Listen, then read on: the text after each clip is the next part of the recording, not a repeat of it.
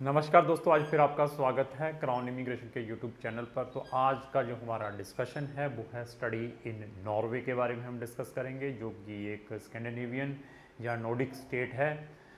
तो इसकी बहुत सारी क्वेरीज बच्चों की हमारे पास कंटिन्यू आ रही है कि सर नॉर्वे के बारे में इंफॉर्मेशन हम प्रोवाइड करें। नॉर्वे की वैसे भी मैंने बहुत वीडियो डाली हूँ, 2 या 4 वीडियोज़ ऑलरेडी हमारे चैनल के ऊपर है, लेकिन इस वीडियो का डालने का कुछ कारण है। कारण क्या है कि अभी जो सितंबर का मेजर इनटेक है, सितंबर 2021 का जो मेजर इनटेक है शेंगन कंट्रीज़ का, वो ओपन होने जा रहा है। और शेंगन के अंदर ये एक ऐसी कंट्री है जिसका इनटेक सबसे पहले ओपन होता है और सबसे पहले क्लोज़ होता है। तो आप ये देखकर चलें कि अभी सितंबर आया नहीं है, सितंबर आने वाला है। तो सितंबर जब क्लोज़ होता है, ये सितंबर अभी अगस्त चल रहा है, नेक्स्ट सितंबर है। तो ये क्लोज़ होने के बाद नॉर्वे एक ऐसी कंट्री है जो कि अपनी एप्लीकेशन सितंबर 2021 के लिए अक्टूबर में ओपन कर देती है। एवरी ईयर अक्टूबर में उनकी काफ़ी यूनिवर्सिटीज़ अपने पोर्टल ओपन कर देती है इंटरनेशनल स्टूडेंट्स के लिए। तो वीडियो बनाने का मकसद ये है कि बच्चे लेट हो जाते हैं जब एडमिशन्स की डेडलाइन बहुत ही नज़दीक होती है या फिनिश हो जाती है, उसके बाद हमें अप्रोच करते हैं। तो अगर आपकी एडमिशन लेने की इच्छा या विश है नॉर्वे में, जहाँ आप चाहते हैं, इंटरेस्टेड हैं शेंगन कंट्रीज़ में हायर स्टडीज़ के लिए, मेजर इनटेक सितंबर के लिए, तो आज से आप अपनी इमीडिएटली मतलब प्रिपरेशन स्टार्ट कर दें। मैंने अभी कुछ दिन पहले कुछ वीडियोस डाली थी शेंगन की 26 कंट्रीज़ के ऊपर, जिसके अंदर मैंने हर एक कंट्री को टच किया था। उसके अंदर 26 कंट्री है शेंगन की, हर एक कंट्री को टच किया था। तो उसमें मैंने बहुत मतलब इन्फॉर्मेशन बताई थी वहाँ के वीज़ा के रिक्वायरमेंट के बारे में, वहाँ के एडमिशन के रिक्वायरमेंट के बारे में, स्पाउस के बारे में। तो उनको भी देखना चाहते हैं तो हमारे चैनल को ब्राउज़ करके देख लें। तो आज की हमारी ये कंप्रहेंसिव इन्फॉर्मेशन रहेगी इस ओनली नॉर्वे के ऊपर। तो शेंगन के अंदर कुछ ऐसी कंट्रीज़ हैं जिनका सिर्फ साल में एक ही इनटेक होता है। तो उन कंट्रीज़ के कुछ मैं अभी नाम भी बता देता हूँ, जैसे नॉर्वे हो गया, जहाँ लग्जमबर्ग हो गया, जहाँ ऑस्ट्रिया हो गया, जहाँ आप एक दो और कंट्रीज़ हैं उनको लेकर चलें। उन कंट्रीज़ के जो इनटेक हैं वो साल में एक बार ही ओपन होते हैं। लेकिन हमारे बहुत सारे एजेंट्स बच्चों को सिर्फ रजिस्ट्रेशन के चक्कर में रजिस्टर्ड कर लेते हैं, नहीं जी अभी हम आपका एडमिशन नॉर्वे में करवा देंगे, अभी हम आपका एडमिशन फिनलैंड में करवा देंगे, अभी हम आपका एडमिशन, नीदरलैंड भी एक ऐसी कंट्री है जिसका भी इनटेक एक ही होता है वहाँ पर पब्लिक यूनिवर्सिटीज़ में, तो आपका हम वहाँ पे एडमिशन करवा देंगे। केस लेकर 5-6 महीने बच्चे के ख़राब करते, उसके बाद उसको केस वापस कर देते हैं। तो मेरे पास अभी NTNU यूनिवर्सिटी है जो कि Norwegian university of science and technology, उसमें हमारे पास कुछ बच्चों के एडमिशन्स आए हुए थे, ये सितंबर वाले, जिन्होंने सितंबर 2020 में वहाँ पर जाना था। मेरे पास 3 या 4 एडमिशन्स आए हैं नॉर्वे के, क्योंकि नॉर्वे में सिर्फ सेलेक्टिव स्टूडेंट्स ही जाते हैं जिनको अवेयरनेस है, जहाँ इनको ज़्यादा इनकैश करते हैं साउथ इंडियन स्टूडेंट्स, उनको अवेयरनेस रहती है, वो पढ़ते हैं, पढ़ने के बाद उनको मालूम है कि यार ये this is the best country. तो इनके जो एडमिशन्स आने के बाद इनके अंदर सिर्फ एक ही बच्चा आगे प्रोसीड किया है, 3 या 4 एडमिशन्स आए थे, तो बाकियों ने ड्यू टू कोविड के कारण अपनी एप्लीकेशंस विड्रा करवा ली। तो जो बच्चे ने प्रोसीड किया था उसकी एप्लीकेशन अभी चल रही है रेजिडेंसीज़ के लिए, एडमिशन आ गया था, एडमिशन के बाद उसकी ऑनलाइन रेजिडेंसी अप्लाई होती है, तो वो हमने डाल दी है, तो वीज़ा भी बच्चे का आ जाएगा। तो ये नहीं है कि मैंने अभी नॉर्वे की वीडियो डाल दी तो आप हमें नॉर्वे के वर्क परमिट के बारे में फ़ोन करना स्टार्ट कर दें।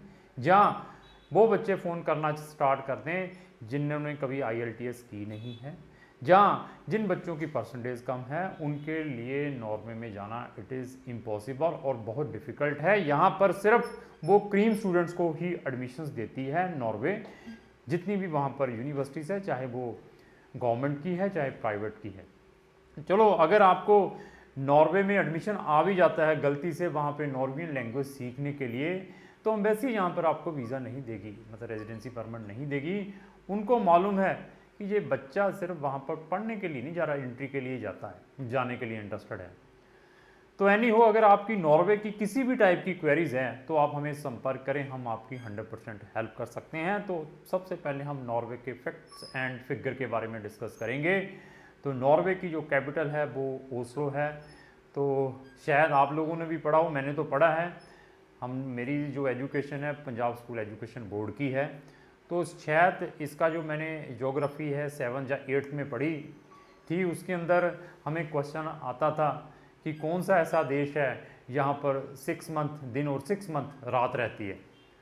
तो वो है नॉर्वे। नॉर्वे के अंदर क्या है, 6 मंथ की दिन और 6 मंथ रात रहती है। तो वो भी हमने उस टाइम पढ़ा था, वो भी हमें कभी कभी याद आ जाता है इस चीज़ के बारे में। तो पॉपुलेशन की बात करें, 5 मिलियन की पॉपुलेशन है। तो सबसे ज़्यादा इनकी जो पॉपुलेशन है वो ओस्लो के अंदर रहती है। 5 लाख से ज़्यादा लोग ओस्लो के अंदर रहते हैं। तो इसके एरिया की बात करें वो 3,48,000 स्क्वायर फीट का है। अगर इनके बॉर्डर की बात करूं, एक साइड फिनलैंड है, स्वीडन है, रशिया लगा हुआ है। तो इसका जो कोस्टल एरिया है वो कम से कम 24,000 स्क्वायर किलोमीटर से ज़्यादा इनका कोस्टल एरिया है। तो यहाँ पर बहुत सारी यूनिवर्सिटीज़ हैं। यहाँ की जो यूनिवर्सिटीज़ को 3 कैटेगरीज के अंदर इन्होंने सेग्रीगेट किया हुआ है। एक तो है यूनिवर्सिटीज़, ये एक कैटेगरी होगी। दूसरी है स्पेशलाइज्ड यूनिवर्सिटीज़ एंड कॉलेजेस, और थर्ड वन है university college, university of applied sciences. ये 3 कैटेगरीज के अंदर इन्होंने अपने एजुकेशन सिस्टम को कैटेगराइज किया हुआ है। यहाँ पर अगर हम यूनिवर्सिटीज़ की बात करें, जो पब्लिक यूनिवर्सिटीज़ हैं वो 10 हैं। अगर मैं स्पेशलाइज यूनिवर्सिटीज़ की बात करूँ, अब लीग कॉलेजेस की बात करूं, वो यहाँ पर 13 हैं। अगर मैं यहाँ पर यूनिवर्सिटी कॉलेजेस की बात करूं, वो यहाँ पर 18 हैं। ये वहाँ पर जितने भी ये मैं कॉलेज और यूनिवर्सिटीज़ के बारे में बताया, यहाँ पर गवर्नमेंट इंस्टीट्यूशंस भी हैं और प्राइवेट इंस्टीट्यूशंस भी है। तो गवर्नमेंट की यहाँ पर कोई भी फीस नहीं है इंटरनेशनल स्टूडेंट्स के लिए, this is a plus point. तो यहाँ पर एडमिशन किन बच्चों को मिलता है, जिन बच्चों की प्रोफाइल अच्छी है। तो मैक्सिमम यहाँ पर जो पब्लिक यूनिवर्सिटीज़ हैं वहाँ पर मास्टर प्रोग्राम की अवेलेबिलिटी ज़्यादा है। मतलब मास्टर प्रोग्राम में आप एडमिशन्स ले सकते हैं अगर आप बीटेक स्टूडेंट हैं। तो बीटेक स्टूडेंट्स के लिए बहुत सारे ऑप्शंस हैं नॉर्वे में फ्री स्टडी के। तो यहाँ पर एक और भी ऑप्शन है, जैसे आप न्यूजीलैंड में FTS फंड ट्रांसफ़र सिस्टम है, अभी कनाडा की बात करें वहाँ पे GIC है, या जर्मनी की बात करें वहाँ पर ब्लॉक्ड अकाउंट है। इसी तरीके से अगर हम नॉर्वे की बात करें, यहाँ पर स्टूडेंट डिपॉजिट है, जिसको हम स्टूडेंट डिपॉजिट कहते हैं। तो इसका मतलब ये है कि बच्चे ने अपने लिविंग जो एक्सपेंसेस है साथ में कैरी करके ले जाने हैं। वो कितने हैं, वो मिनिमम जो मतलब उनके जो फिगर है वो है 11.5 लाख। 11.5 लाख आपने स्टूडेंट डिपॉजिट देना है। और इसके अंदर बेनिफिट क्या है, बेनिफिट क्या है कि जो आपने ये फंड है, यहाँ का एडमिशन प्रोसीजर भी मैं बता दूँ। आप यहाँ का admission procedure same parallel to USA का है। जैसे वहाँ से I-20 जनरेट होती है, जब आपने USA में एडमिशन अप्लाई करना होता है तो बच्चे अपने सारे डॉक्यूमेंट्स प्लस बैंक के पेपर, बैंक के फाइनेंशियल पेपर रिस्पेक्टिव यूनिवर्सिटीज़ को भेजते हैं। इसी तरीके से अगर आपने यहाँ की पब्लिक यूनिवर्सिटीज़ में अप्लाई करना है या प्राइवेट यूनिवर्सिटीज़ में अप्लाई करना है, तो आपने अपने सारे डॉक्यूमेंट प्लस आपने अपनी बैंक स्टेटमेंट भी साथ में भेजनी है। तो इसमें इंटरेस्टिंग चीज़ और भी बहुत है। तो जो आपने बैंक स्टेटमेंट भेजनी है वो आप अपने फ्रेंड की भी भेज सकते हैं, that is also acceptable. Even अपने रिलेटिव की भी भेज सकते हैं, इवन अपने पेरेंट्स की भी भेज सकते हैं। इवन आपकी अगर कोई ऑर्गेनाइजेशन है जिसमें आप एज ए एम्प्लॉई हैं या आप सेल्फ एम्प्लॉयड हैं, आपका कोई करंट अकाउंट है, उसकी भी बैंक स्टेटमेंट यहाँ पर एक्सेप्टेबल है at the time of admission. Admission के टाइम आप किसी की भी बैंक स्टेटमेंट यूज़ कर सकते हैं, बट जब एडमिशन आ जाता है उसके बाद आपको स्टूडेंट डिपॉजिट भेजना पड़ेगा रिस्पेक्टिव यूनिवर्सिटी के अकाउंट में, जो कि आप वहाँ जाने के बाद इमीडिएटली विड्रा करवा सकते हैं। उसको आप वहाँ जब चले जाते हैं, आपका अकाउंट बैंक में खुलता है, उसमें आप ट्रांसफ़र करवा सकते हैं। तो अभी क्वेश्चन अभी नया आता है कि नॉर्वे में कौन सी करेंसी चलती है। यहाँ पर मैंने पहले भी डिस्कशन की थी कि नॉर्वे में नॉर्वियन क्रोन चलता है, अगर हम डेनमार्क की बात करें डेनिश क्रोना चलता है, तो अगर हम स्वीडन की बात करें वो स्वीडिश क्रोना चलता है। यहाँ पर भी नॉर्वियन क्रोना चलता है। तो उसका प्राइस क्या है, एक नॉर्वियन क्रोना इंडियन रुपीज़ के 9 के इक्वलेंट है। तो ट्यूशन फीसेस तो है नहीं है, तो आपने सिर्फ अपना स्टूडेंट डिपॉजिट देना है, अपने लिविंग एक्सपेंसेस वहाँ पर ट्रांसफ़र करने हैं 11.5 लाख रुपया। तो वहाँ पर प्रोग्राम्स कौन कौन से हैं उसके बारे में भी मैं डिस्कस करूँगा। तो सबसे पहले ये भी बता दूं कि नॉर्वे में आप अपने स्पाउस और अपने डिपेंडेंट बच्चों को भी साथ में अकम्पनी कर सकते हैं, लेकिन नॉर्वे में एडमिशन उसी बच्चे का आएगा जिसकी परसेंटेज अच्छी हो। जैसे ये बच्चों के एडमिशन्स आए हैं, इन सब बच्चों की जो परसेंटेज थी वो 65% से ज़्यादा थी। ये सारे के सारे बच्चे टेक्निकल थे, जहाँ जिन्होंने MBA की थी दोबारा फिर MBA करना चाहते हैं, जहाँ जिन्होंने ऑलरेडी MTech की हुई थी फिर जाकर वहाँ पर मास्टरी करना चाहते हैं। तो ये उन बच्चों के एडमिशन्स आए हुए हैं। तो ये बच्चे साथ में अपने स्पाउस को भी अकम्पनी कर सकते हैं। तो IELTS also mandatory here, IELTS भी बच्चे का होना ज़रूरी है। बच्चे के जो IELTS में बैंड हैं 6.5 से कम नहीं होने चाहिए, तो तब आपको एडमिशन मिल सकता है। तो यहाँ पर जितने भी प्रोग्राम्स हैं, यहाँ पर जितनी भी मैंने आपको यूनिवर्सिटीज़ बताई हैं, जो पब्लिक यूनिवर्सिटीज़ हैं 10 से ज़्यादा, उनके अंदर मेरे पास 800 से ज़्यादा प्रोग्राम्स हैं जो कि टॉट इन इंग्लिश मीडियम, चाहे वो बैचलर डिग्री है चाहे मास्टर डिग्री है। लेकिन बैचलर में अगर आपने एडमिशन लेना है, बहुत ही लिमिटेड सीट्स हैं नॉर्वे के अंदर। कौन कौन सी बैचलर है, कौन कौन से मास्टर प्रोग्राम है, उसके बारे में भी मैं डिस्कस करूंगा। लेकिन इससे पहले मैं कुछ और भी बता दूं, नॉर्वे में भी international students part time work कर सकते हैं even after completion of study. जब आप अपनी स्टडी कंप्लीट कर लेते हैं उसके बाद नॉर्वे गवर्नमेंट भी इंटरनेशनल स्टूडेंट्स को 1 साल का पोस्ट स्टडी परमिट प्रोवाइड करती है। इवन नॉर्वे एक ऐसी कंट्री है जो अपने सिटीजन को मैक्सिमम सोशल सिक्योरिटीज़ प्रोवाइड करती है। अगर हम क्राइम को लेकर चलें तो लीस्ट 0% क्राइम है नॉर्वे के अंदर। अगर वहाँ के लिविंग स्टैंडर्ड को लेकर चलें, हाईएस्ट लिविंग स्टैंडर्ड है पूरी शेंगन कंट्री। वहाँ की जो इंडस्ट्री है जिसके ऊपर उनकी इकॉनमी डिपेंड है नॉर्वे की, वो है हाइड्रो पावर, और इसके अलावा फिशरी इंडस्ट्री और रिसर्च एंड इनोवेशन, मैरीन के ऊपर, होटल इंडस्ट्रीज़ के ऊपर, इसके ऊपर उनकी इकॉनमी डिपेंड है नॉर्वे की। नॉर्वे में और क्या बेनिफिट है कि यहाँ पर एप्लीकेशन फ़ीस भी नहीं है इंटरनेशनल स्टूडेंट्स के लिए। जब भी आपने किसी भी यूनिवर्सिटीज़ में अप्लाई करना है जो कि वहाँ की गवर्नमेंट यूनिवर्सिटीज़ हैं, उनमें एप्लीकेशन फ़ीस भी नहीं है। ये भी एक अच्छा बेनिफिट है इंटरनेशनल स्टूडेंट्स के लिए। इवन अभी मैंने कुछ प्राइवेट यूनिवर्सिटीज़ बताई थी आपको, वहाँ पर इंटरनेशनल स्टूडेंट्स के लिए ट्यूशन फीसेस हैं। वो फ़ीस कितनी है वो ये लेकर चलें, कुछ यूनिवर्सिटी की 80,000 नॉर्वियन करोना है, किसी की 90,000 नॉर्वियन करोना है साल की फ़ीस, और बच्चा एक सेमेस्टर की फ़ीस देखकर भी वो प्राइवेट यूनिवर्सिटीज़ में जा सकता है। वो भी बहुत फेमस यूनिवर्सिटीज़ हैं जो प्राइवेट भी हैं। तो अगर आप प्राइवेट यूनिवर्सिटीज़ में भी जाना चाहते हैं तो तब भी आप हमें संपर्क कर सकते हैं। तो अभी आता है बैचलर वाले जो स्टूडेंट्स हैं, वो जो इंडिया के +2 जिन्होंने की हुई है वहाँ पे बैचलर में एडमिशन लेना चाहते हैं, उनके लिए एलिजिबिलिटी क्राइटेरिया क्या है। तो जिन्होंने वहाँ पर बैचलर में एडमिशन लेना है, स्पेशली मैं इंडियन स्टूडेंट्स के लिए ये मैं बताऊँगा कि उनको यहाँ पर 13 ईयर्स 13 साल की स्टडी चाहिए। जैसे +2 साथ में 1 साल की कोई यूनिवर्सिटी से 1 साल का BA फर्स्ट ईयर या BTech फर्स्ट ईयर किया हुआ हो, जहाँ 1 साल का कोई भी प्रोग्राम किया हुआ हो, 13 साल की अगर आपकी स्टडी है, साथ में आपके IELTS में 6 या 6.5 IELTS बैंड है, तो हम वहाँ पर आपकी पब्लिक यूनिवर्सिटीज़ में एडमिशन करवा सकते हैं विदाउट एनी प्रॉब्लम।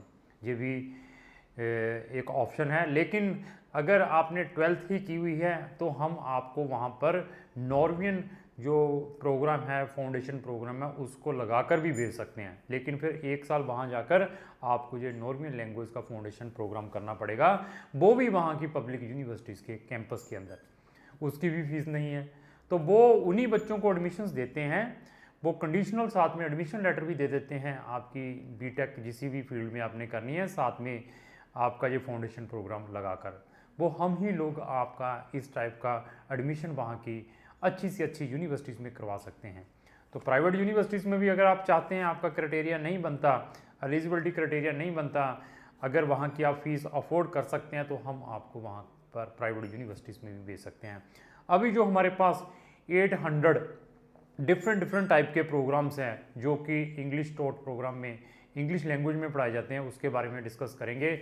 उनके अंदर जो मैक्सिमम जो प्रोग्राम है वो हाइड्रो पावर से रिलेटेड है, मास्टर डिग्री, और मैरीन इंजीनियरिंग से आप मैरीन इंजीनियरिंग में बहुत अच्छा कैरियर यहाँ पर बना सकते हैं।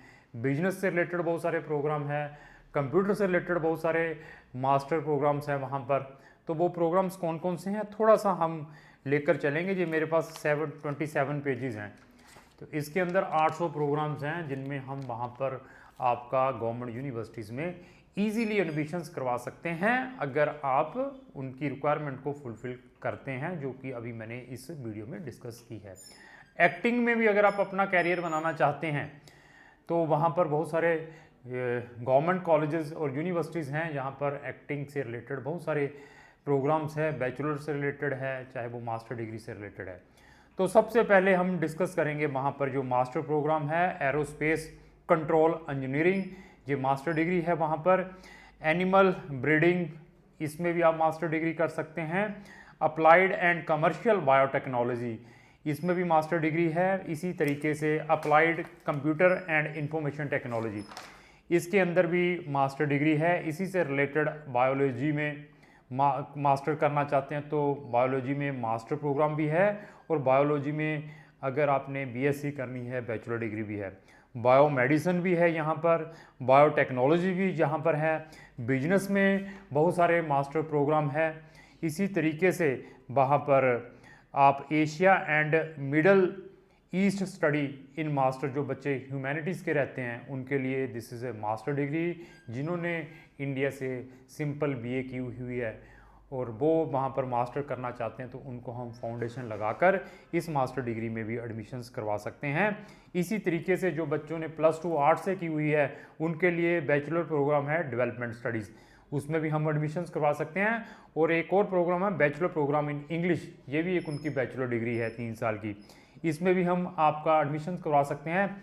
इसी तरीके से जो बच्चे हमारे ह्यूमैनिटीज़ वाले हैं उनके लिए हमारे पास जो प्रोग्राम है वो है bachelor program music performance western classic music, इसमें भी हम बच्चों का एडमिशन वहाँ पर करवा सकते हैं बैचलर डिग्री में जिन्होंने +2 की हुई है।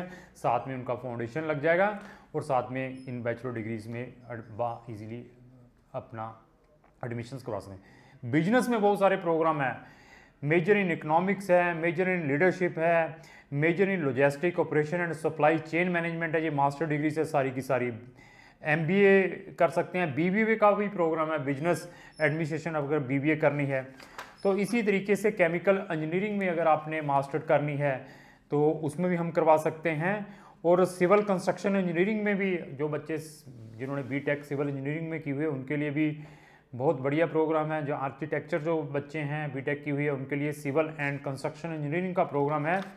इसी तरीके से मास्टर इन म्यूज़िक है, तो कंप्यूटर साइंस है जो मैंने पहले भी बताए थे, क्लाइमेट चेंजेस मैनेजमेंट है, ये मास्टर डिग्री है।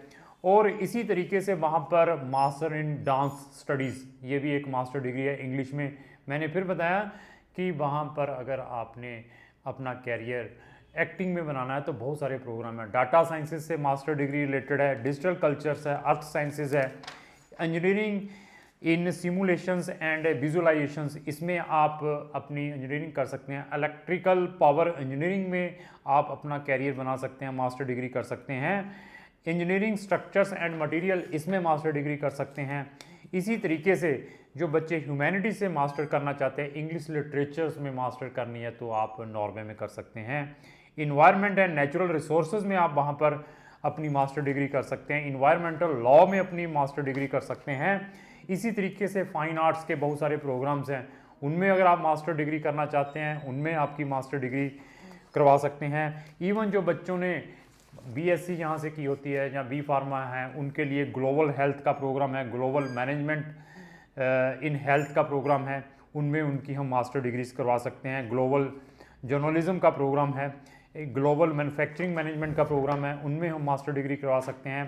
Health economics policies and management, ये बच्चे वो कर सकते हैं जिन्होंने बीएससी नर्सिंग की हुई है।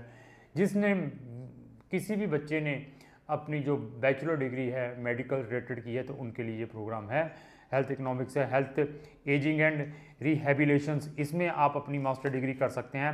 हाइड्रो पावर डेवलपमेंट, इसमें आपकी हम मास्टर डिग्री करवा सकते हैं। इंडस्ट्रियल आईटी एंड ऑटोमेशन में आपकी मास्टर डिग्री करवा सकते हैं। और बहुत सारी ये मास्टर, इंटीरियर डिज़ाइनिंग में आपकी मास्टर डिग्री हो सकती है। इनोवेशन सस्टेनेबल एनर्जी इंजीनियरिंग में आपकी मास्टर डिग्री हो सकती है। इंटरनेशनल एजुकेशन डेवलपमेंट में आपकी मास्टर डिग्री हो सकती है। बहुत सारे ऐसे प्रोग्राम्स हैं मास्टर के, लॉ ऑफ द सी, उसमें आपकी मास्टर डिग्री हो सकती है। इंटरनेशनल फिशरी मैनेजमेंट में अगर आपने अपनी मास्टर डिग्री करनी है, जो बच्चे बीएससी जिन्होंने जहाँ पर वेटनरी में की होती है उनके लिए इंटरनेशनल फिशरी मैनेजमेंट का प्रोग्राम है। इंटरनेशनल इन्वायरमेंट स्टडीज़ में आपकी मास्टर डिग्री हो सकती है। मैनेजमेंट इंफॉर्मेशन सिस्टम में मास्टर डिग्री हो सकती है।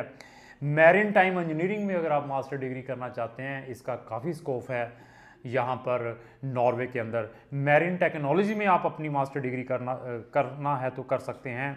तो मैरीन बायोटेक्नोलॉजी में अगर आपने मास्टर डिग्री करनी है, मैरीन टाइम लॉ, अगर मैरीन टाइम में लॉ करनी है तो उसमें भी आप अपनी मास्टर डिग्री यहाँ से कर सकते हैं। मैथमेटिक्स में अगर आपने अपनी लॉ करनी है, मीडिया प्रैक्टिस में अगर आपने अपनी मास्टर डिग्री करनी है तो आपकी वहाँ पर हम एडमिशन्स करवा सकते हैं। ऐसे बहुत सारे प्रोग्राम्स हैं, बैचलर के भी हमारे पास प्रोग्राम्स हैं, मास्टर के भी हमारे पास प्रोग्राम्स हैं, उनमें हम आपका ईजीली वहाँ पर एडमिशन्स ऑर्गेनाइज करवा सकते हैं। तो अक्टूबर में इनकी अभी डेट्स ओपन हो जाएंगी। अगर आपने नॉर्वे में जाना है तो नॉर्वे की मेरी 4-5 वीडियोस आएंगी लगातार डिफरेंट टॉपिक के ऊपर। इवन मैं आने वाले टाइम में स्कॉलरशिप के बारे में डिस्कस करूँगा और वहाँ की जॉब अपॉर्चुनिटीज़ के बारे में डिस्कस करूँगा। अगर आपने वहाँ पे बिजनेस सेटअप करना है इंटरनेशनल स्टूडेंट्स में, वो नॉर्वे में अपना बिजनेस कैसे सेटअप कर सकते हैं। अगर आप ऑलरेडी वहाँ पर स्टूडेंट हैं तो वहाँ से अगर आप किसी और कंट्री में रीलोकेट होना चाहते हैं तो उसमें भी हम आपकी हेल्प कर सकते हैं। अगर आप ऑलरेडी नॉर्वे में हैं तो यहाँ से अगर आप अपनी स्पाउस को बुलाना चाहते हैं या अपने पेरेंट्स को टूरिस्ट वीज़ा पर बुलाना चाहते हैं तो उसमें भी हम आपकी हेल्प कर सकते हैं। तो नॉर्वे से रिलेटेड अगर आपकी किसी भी टाइप की क्वेरी है तो आप हमें संपर्क करें। और आप मेरी आने वाली नॉर्वे से related study in Norway, free study in Norway की वीडियोस देखना चाहते हैं, स्कॉलरशिप इन नॉर्वे की वीडियोस देखना चाहते हैं तो आप हमारे चैनल के साथ जुड़े रहें। अगर आपको ये मेरी वीडियो अच्छी लगती है इसको लाइक एंड शेयर करना ना भूलें। Thank you.